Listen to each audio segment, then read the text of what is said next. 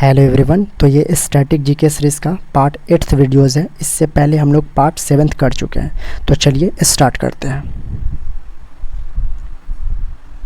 Question number 71, Jawahar tunnel the largest in India is located in the state of. जो आपका Jawahar tunnel है वो भारत का लार्जेस्ट टनल है। ये भारत में किस राज्य में स्थित है?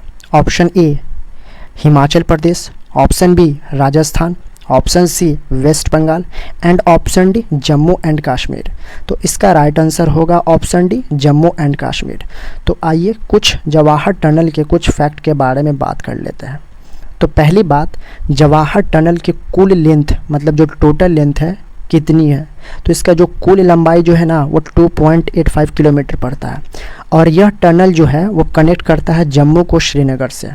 और इस टनल का जो अब न्यू नेम हो गया 2022 के डाटा के अनुसार वो बनिहाल टनल हो गया। ओके, तो चलिए हम लोग नेक्स्ट क्वेश्चन के बारे में बात करते हैं। Question number 72, penicillin was discovered by. Penicillin का खोज किसने किया था? Option A Michael Faraday, option B sir Alexander Fleming, option C William Harvey and option D Charles Goodyear. तो इसका राइट आंसर होगा option B sir Alexander Fleming. तो जो आपका पेंसिलिन जो है ना ये मोस्ट पावरफुल एंटीबैक्टीरियल एजेंट है। क्या है? मोस्ट पावरफुल एंटीबैक्टीरियल एजेंट है आपका पेंसिलिन। ओके, और इसका खोज किसने किया? Sir Alexander Fleming. तो चलिए हम लोग नेक्स्ट क्वेश्चन के बारे में बात कर लेते हैं। Question number 73, battle of Waterloo was fought in. यानी बैटल ऑफ वाटरलू कब लड़ा गया? Option A 1805, option B 1803, option C 1813 and option D 1815। तो इसका राइट आंसर होगा ऑप्शन डी 1815। तो यह युद्ध जो था ना वाटरलू का युद्ध 18 जून 1815 में लड़ा गया था। और यहाँ से इंटरेस्टिंग की बात यह है कि जो वाटरलू का युद्ध था ना उसमें नेपोलियन बोनापार्ट था उसका अंतिम युद्ध था। जबकि एक तरफ जो था ना वो फ्रांस था, तो दूसरी तरफ आपका ब्रिटेन, रसिया एंड हंगरी सेना थी। मतलब एक तरफ फ्रांस था और दूसरी तरफ आपका मित्र राष्ट्र के नाम से जाना जाता था। उसमें ब्रिटेन, रसिया, हंगरी और भी कुछ छोटा छोटा अन्य कंट्री थी। उसकी सेना लड़ रही थी किसके अगेंस्ट में? फ्रांस के अगेंस्ट में। और इस युद्ध में नेपोलियन जो था ना वो अपने आप को क्या कर दिया? आत्मसमर्पण कर दिया मित्र राष्ट्र के अगेंस्ट। ठीक है, और यहाँ पर क्या होता है कि जो मित्र राष्ट्र वाला जो है ना वो नेपोलियन को सेंट हेलेना द्वीप पर अकेले छोड़ देता है एंड वह 52 वर्ष की आयु में यानी 1821 में उसकी मृत्यु हो जाती है। जो आपका मित्र राष्ट्र है नेपोलियन बोनापार्ट को कहाँ छोड़ देता है? सेंट हेलेना द्वीप पर। और ये सेंट हेलेना द्वीप है ना आपका पड़ता है साउथ अटलांटिक ओशन में पड़ता है। मतलब कहने का मतलब ये कि आपका जो अफ्रीका महाद्वीप है ना, अफ्रीका महाद्वीप में आप आ जाइए नामीबिया की तरफ। नामीबिया से जस्ट लेफ्ट में आपका पड़ता है सेंट हेलेना द्वीप। और सेंट हेलेना द्वीप है ना उस पर अधिकार अभी रिसेंटली बता रहा हूँ उस पर यूनाइटेड किंगडम का। ओके, तो चलिए हम लोग नेक्स्ट क्वेश्चन के बारे में बात करते हैं। Question number 74, the biggest city of the world in area is. Option A New York, option B Tokyo, option C Mount Isa and option D Paris. तो इसका राइट आंसर होगा ऑप्शन बी टोक्यो। यानी दुनिया का लार्जेस्ट सिटी पॉपुलेशन साइज से अगर देखा जाए तो टोक्यो जो है ना वो नंबर 1 पर आता है।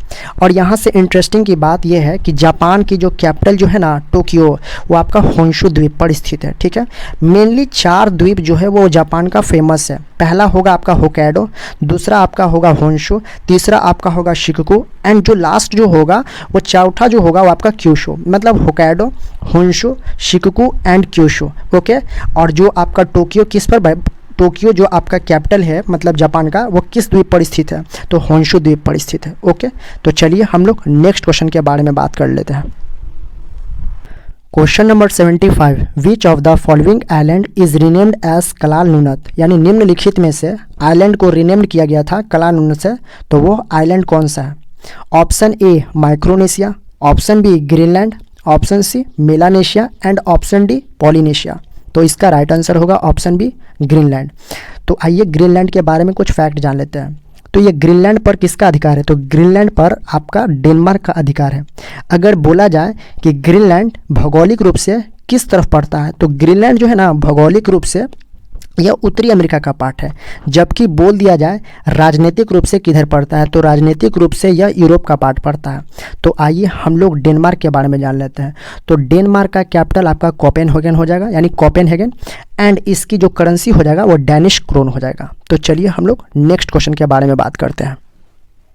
Question number 76, Bibi ka Maqbara is located in India at option A Hyderabad, option B Fatehpur Sikri, option C Aurangabad, option D Bijapur.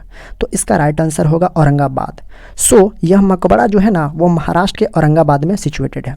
इसमें इंटरेस्टिंग की यह बात है कि जिस प्रकार शाहजहां ने अपनी वाइफ के लिए यानी बेगम मुमताज़ के लिए उत्तर प्रदेश के आगरा शहर में जो ताजमहल का निर्माण कराया था ना, ठीक उसी प्रकार औरंगजेब के बेटा जिसका नाम आजम शाह था, वो अपनी मतलब ताजमहल से क्या हुआ, प्रेरित होकर अपनी माँ दिलराज, अपनी माँ जो दिलराज थी ना, यानी दिलराज बेगम की याद में क्या कराया था, बीबी का मकबरा बनाया था। एंड इसका निर्माण अप्रॉक्स 1651 से 1661 के बीच में हुआ था। ओके, 1651 से लेकर 1661 के बीच में हुआ था। तो आइए इसके अलावा हम लोग अन्य ऑप्शन के बारे में देख लेते हैं। तो जो आपका ऑप्शन बी जो है फतेहपुर सीकरी, इसका निर्माण आपका अकबर ने किया था 1572 और 1585 के बीच में किया था। एंड अकबर अपनी राजधानी इसी को बनाया था। फतेहपुर सीकरी जो है ना, अकबर भी अपना राजधानी कहाँ पे बनाया था, फतेहपुर सीकरी को बनाया था। ओके, एंड ऑप्शन डी जो है आपका, ऑप्शन डी बीजापुर। तो यहाँ से आप यहाँ से ये इन्फॉर्मेशन कलेक्ट कर सकते हैं, जो बीजापुर का मतलब आपका सुल्तान जो था ना आदिल शाह, यहाँ पर उसका मकबरा है। यानी बीजापुर का जो सुल्तान था आदिल शाह, वहाँ पर उनका क्या है, मकबरा है बीजापुर सुल्तान का। ओके, तो चलिए हम लोग नेक्स्ट क्वेश्चन के बारे में बात करते हैं। Question number 77, New York located on the bank of river, option A Potomac, option B Tiber, option C Hudson and option D Spree. तो इसका राइट आंसर होगा ऑप्शन सी हडसन। जो आपका न्यूयॉर्क शहर है अमेरिका का, वो लोकेटेड है आपका हडसन रिवर के किनारे। तो आइए हम लोग अन्य रिवर के बारे में बात कर लेते हैं, यानी अन्य ऑप्शन के बारे में बात कर लेते हैं। तो जो आपका पोटामैक है ना, तो पोटामैक के किनारे आपका यूएस के कैपिटल वाशिंगटन डीसी सिचुएटेड है। जो आपका टाइबर जो है ना, वो इटली की राजधानी रोम इस सिचुएटेड है। हडसन के तो बारे में हम लोग बात कर लिए, हडसन के किनारे कौन है, न्यूयॉर्क है। एंड जो लास्ट है आपका डी स्प्री, वो जर्मनी की कैपिटल स्प्री जो है, यानी जो जर्मनी का कैपिटल बर्लिन जो है, वो स्प्री नदी के किनारे स्थित है। तो चलिए हम लोग नेक्स्ट क्वेश्चन के बारे में बात करते हैं।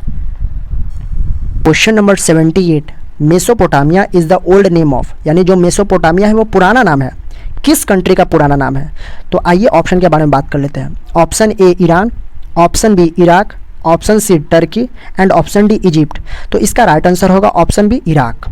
तो जो इराक है ना, वो मेसोपोटामिया उसका पुराना था, यानी जो इराक जो है मेसोपोटामिया उसका क्या था, पुराना नेम था। ठीक है, तो आइए हम लोग कैपिटल के बारे में देख लेते हैं। यानी जो ईरान का जो कैपिटल हो जाएगा वो आपका तेहरान हो जाएगा, इराक का आपका बगदाद हो जाएगा, टर्की का आपका अंकारा हो जाएगा, एंड जो डी है इजिप्ट है उसका कायरो हो जाएगा। तो चलिए हम लोग नेक्स्ट क्वेश्चन के बारे में बात कर लेते हैं। Question number 79, Knesset is the name of the parliament of, यानी जो नेसेट है वो किस देश का पार्लियामेंट का नाम है। जिस प्रकार हम लोग का भारत का, यानी भारत का पार्लियामेंट है संसद, उसी प्रकार नेसेट जो है वो किस कंट्री का पार्लियामेंट का नाम है। Option A Poland, option B Spain, option C Israel and option D Norway. तो इसका राइट आंसर होगा ऑप्शन सी इजराइल। तो चलिए हम लोग नेक्स्ट क्वेश्चन के बारे में बात करते हैं। Question 80, which of the following is known as the playground of Europe, यानी निम्नलिखित में से किस कंट्री को प्ले ग्राउंड ऑफ यूरोप के नाम से जाना जाता है। Option A Italy, option B Germany, option C France and option D Switzerland. तो इसका राइट आंसर होगा ऑप्शन डी स्विट्ज़रलैंड। तो आइए इसका कैपिटल के बारे में जान लेते हैं। तो जो आपका इटली का जो कैपिटल हो जाएगा वो रोम हो जाएगा, जर्मनी का आपका बर्लिन हो जाएगा, फ्रांस का आपका पेरिस हो जाएगा, एंड स्विट्ज़रलैंड का आपका कैपिटल जो होगा वो बर्न होगा। तो मिलते हैं नेक्स्ट वीडियोज़ में, तब तक के लिए जय हिंद।